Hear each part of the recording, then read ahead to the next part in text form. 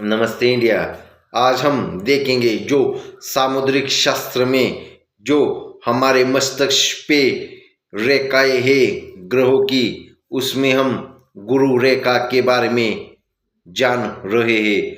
जो गुरु रेखा होती है, जो हमारे मस्तिष्क के ठीक नीचे वाली रेखा, वो शनि रेखा, उसके ठीक नीचे गुरु रेखा पाई जाती है। अगर गुरु रेखा स्पष्ट नहीं दिखाई देती हो या कट यानी कि वह बीच में से ही कट हो रही है या दिखाई ही नहीं देती हो, दो भागों में हो, तो वह व्यक्ति निराशावान हो सकता है, लक्ष्यहीन हो सकता है, निर्णय गलत लेने की वह अपने आप ही गलत निर्णय होता है। इसलिए गुरु रेखा अच्छी होनी चाहिए।